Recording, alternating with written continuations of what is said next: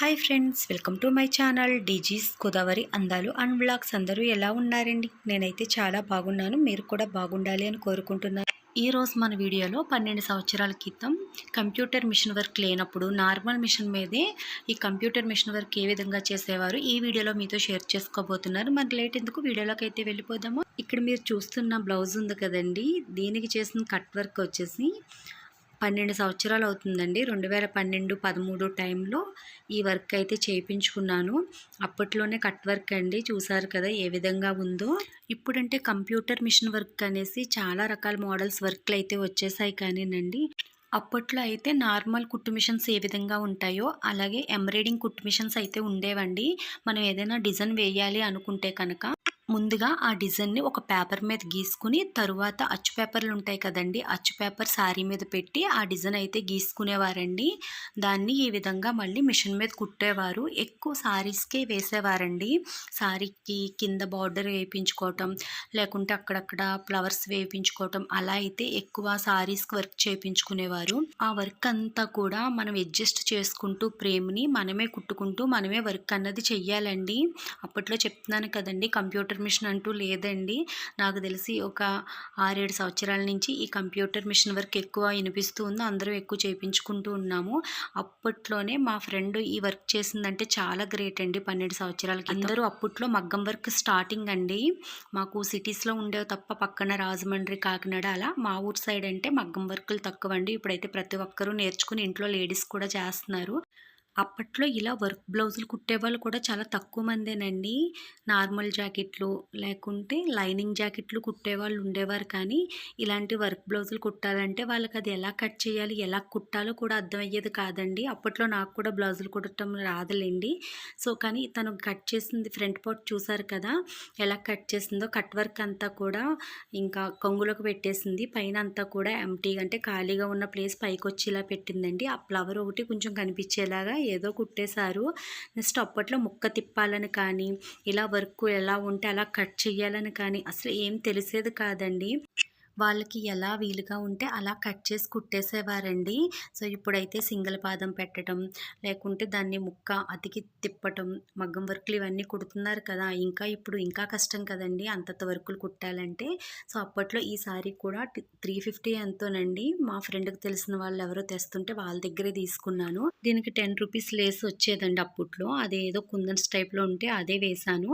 So పళ్ళు అంటూ ప్రత్యేకించి లేదండి. ఇంకా బ్లౌజ్ ఇంత బాగుంది కదా, పళ్ళు లేకపోతే బాగోదన్నట్టుగా ఇంట్లో కండువాలు ఉంటాయి కదా, ఆ కండువాల్ని రిబ్బన్ కింద కుట్టి దాన్ని అక్కడ సార్ల కింద అయితే పళ్ళు కింద వేశానండి. అప్పట్లో ఈ సారీ కాస్ట్ బ్లౌజ్ కాస్ట్ కలిపి నాకు మొత్తం 700 రూపీస్కి ఇంత మంచి సారీ అయితే రెడీ అయ్యిందండి. కానీ ఇప్పటికీ కూడా ఈ సారీ కట్టుకుంటే చాలా బాగుంటుందండి. ఈ బ్లౌజ్ వల్లనే మంచి లుక్ అయితే వచ్చిందండి. చూసారు కదా, ఇక్కడ బిగ్ ఫ్లవర్ నుంచి స్మాల్ ఫ్లవర్స్ వరకు నెక్ భలే డిజైన్ చేసిందండి మా ఫ్రెండ్. ఈ బ్లౌజు సిల్క్ శారీ మీద బ్లౌజ్ అండి. దీనికి కూడా ఇలా మ్యాంగో డిజైన్ అయితే వేసింది. ఇది కూడా కట్ వర్కేనండి. ఒక మ్యాంగో డిజైన్ అయితే గీసి దాన్ని కట్ వర్క్ అయితే చేసింది. సో అప్పట్లో ఈ కట్ వర్క్ కూడా అగరబత్తితో కాల్చేదండి. ఇప్పుడంటే గన్స్ వచ్చేసాయి, చక్కగా కాలుస్తున్నారు. చూసారు కదా, అప్పట్లో కూడా సిల్వర్ గోల్డ్ జరీతో అయితే ఈ వర్క్ చేసిందండి. కానీ ఇప్పుడు కంప్యూటర్ మిషన్ మీద అయితే ఇలా సిల్క్ క్లాతులు, కొన్ని రకాల పట్టు క్లాతుల మీద అయితే ఇప్పుడు కంప్యూటర్ మిషన్స్ వర్క్ అయితే అవ్వదండి.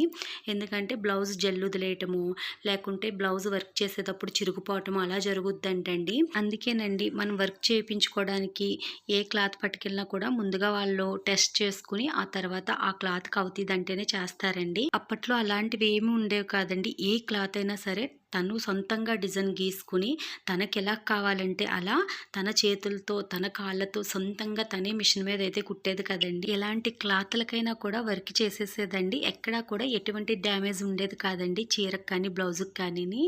మేము ఆ బ్లౌజ్కి శారీని ఏ విధంగా డిజైన్ చేసుకున్నామంటే అప్పట్లో ఇవన్నీ కూడా మా ఫ్రెండ్ ఆలోచనలేనండి. మన ఇంట్లో పాతవి కండవాలు ఉంటాయి కదా, మేము మెచ్యూర్ అయినప్పుడు పట్టు కండవాలు అయితే తీపించిందండి అమ్మ. ఆ కండవాలు ఇంక అప్పట్లో వేసుకునే కుట్టేవాళ్ళం కాదు. అవి గొడుగుల్లా లెగిసిపోయేవండి. ఆ క్లాత్ అలాంటిది. వాటిని ఇలా మ్యాంగోస్‌లా కట్ చేసుకొని, ఆ మ్యాంగోస్‌ని అక్కడక్కడ తను మిషన్ మీద చుట్టూతా కూడా ఎంబ్రాయిడింగ్ వర్క్ అయితే చేసిందండి. తరువాత వాటికి నేను కుందన్స్ అంటెట్టుకున్నాను.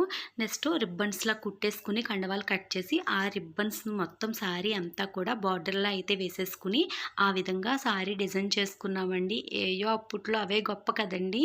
కానీ ఇప్పటికి చూడండి ఎంత నీట్‌గా ఉందో కదా! సారీ కానీ, బ్లౌజ్ కానీ. సో, ఇదొచ్చేసి స్టార్టింగ్‌లో ఫస్ట్ నేను బ్లూ సారీ చూపించాను కదా! అందులో చెల్లొచ్చేసి ఈ కలర్ అయితే తీసుకుందండి. చెల్లికొచ్చేసి ఇది సింపుల్‌గా ఏదో ఒక డిజైన్ అండి. ఇంక అప్పట్లో ఇంక తను ఓన్‌గా వేసే డిజైన్సే కదా! ఏదేసినా మోడల్ కిందే అనిపిచ్చేదండి. ఇది మొత్తం నెక్ అంతా కూడా ఏదో ఒక బార్డర్‌లా వేసేసి ఇలా రౌండ్ సర్కిల్ అయితే వేశారండి. దానికి నేను చుట్టూతా కూడా కుందన్స్ అలాగే ఇంక చీప్‌గా చెప్పాలంటే ఈ లేస్ వచ్చేసి మీటర్ 10 రూపీస్‌కి ఇదే వచ్చేదండి. ఇది చూడ్డానికి కూడా స్టోన్స్ వర్క్‌లా మెరుస్తూ ఉండేదండి. సో, అప్పట్లో ఇంక అన్ని రకాలైతే లేవు కదండీ! కానీ ఏదైనా సరే ఎలాంటి వర్క్ చేపించుకున్నా సరే బ్లౌజ్ కుట్టే వాళ్ళకైతే ఎలా కుట్టాలో అర్థమయ్యేది కాదండి. సో, చూసారు కదా! ఇలా డిజైన్ ఉంది కదా! సేమ్ అలాగే దీన్ని కట్ చేసి నెక్ పెట్టాలి, దాన్ని ముక్కని తిప్పాలని తెలిసేది కాదండి. నార్మల్‌గా కట్ చేసేసి ఏ వర్క్ అయినా సరే దానికి రౌండ్ నెక్ పెట్టేసి చేతి కుట్టేసేసేవారు. సో, చెల్లి సారీకి కూడా సేమ్ బార్డర్స్ అయితే వేశామండి. ఆల్రెడీ ఈ జరీ అయితే శారీలో వచ్చిందేనండి కింద బార్డరు. దానికి ఈ స్టోన్స్ లైన్‌దయితే వేసేసాము. స్టోన్స్ ఏమి ఉండేవి కాదండి. కానీ స్టోన్స్ లైన్ అంటున్నానంతే.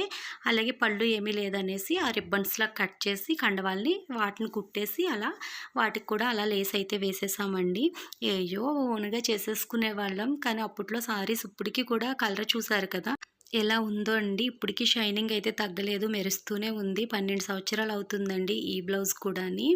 ఇవన్నీ కూడా అప్పట్లోయే. ఇప్పుడైతే ఉత్తప్పుడు కట్టుకుంటున్నామండి ఇవన్నీ కూడాని. ఇప్పుడు రకరకాల మోడల్ బ్లౌజులొచ్చాయి, సారీలొచ్చాయి కదా!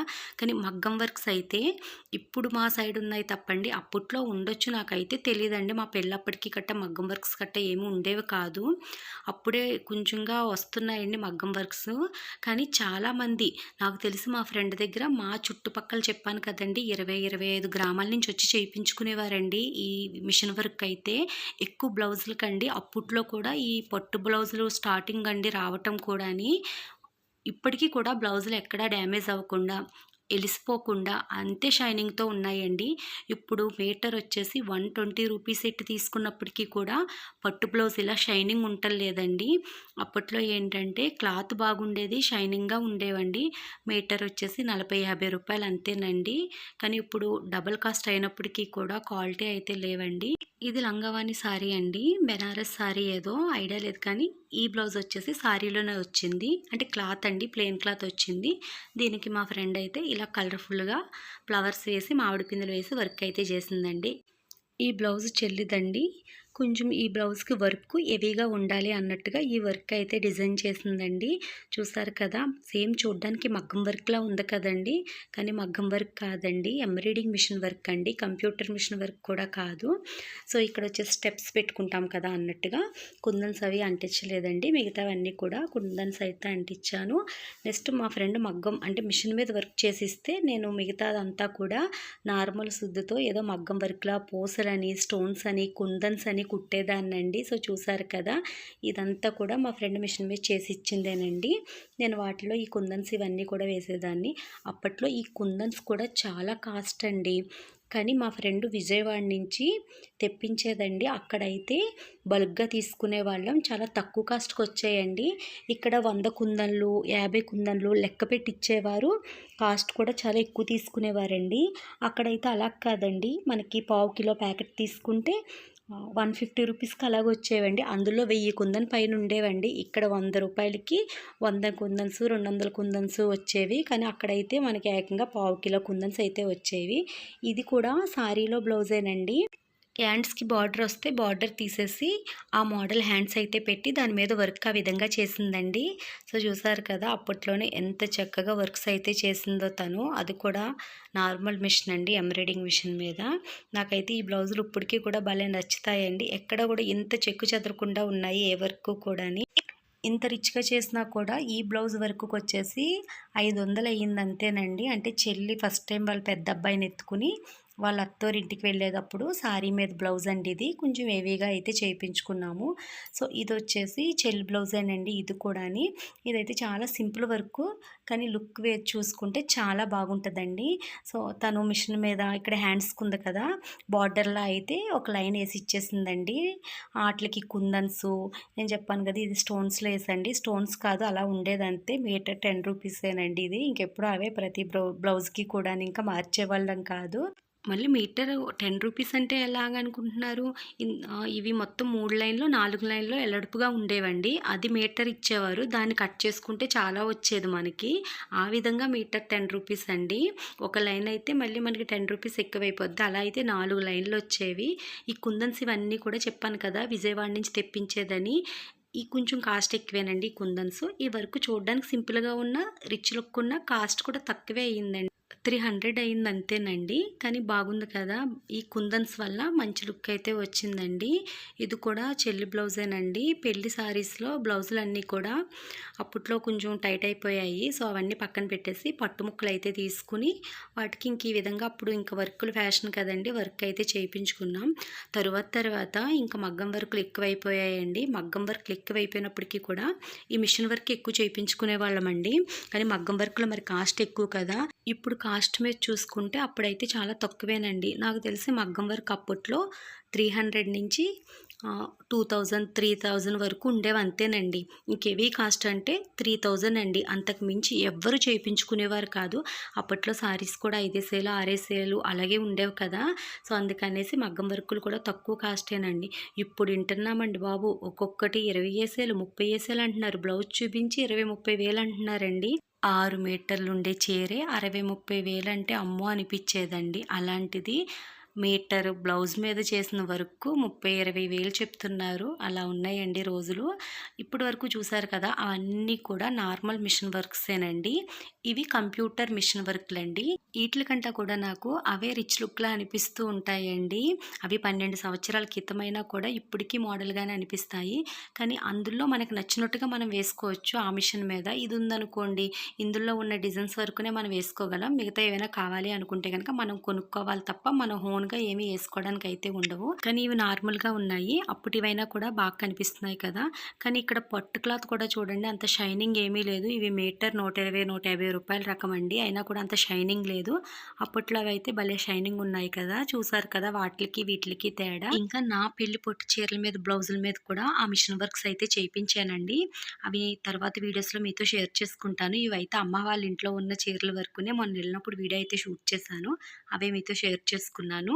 ఈరోజు వీడియో అయితే ఇంతేనండి. ఈ వీడియో మీ అందరికీ నచ్చుద్దని అనుకుంటున్నాను. ఈ వీడియో నచ్చినట్టయితే లైక్ చేయండి, షేర్ చేయండి. అలాగే మరిన్ని వీడియోలు మన ఛానల్లో మీరు చూడాలి అనుకుంటే మన ఛానల్ని సబ్స్క్రైబ్ చేసుకోవడం అయితే మర్చిపోవద్దు. అలాగే పక్కన్న బెల్ ఐకాన్ క్లిక్ చేయండి. నేను ఏ వీడియో పోస్ట్ చేసినా నోటిఫికేషన్ అయితే మీకు వస్తుంది. అంతేకాదండి, ఫస్ట్ టైం ఎవరైనా నా వీడియోలు చూస్తున్నట్లయితే తప్పకుండా నా ఛానల్ని సబ్స్క్రైబ్ చేసుకోండి. బాయ్.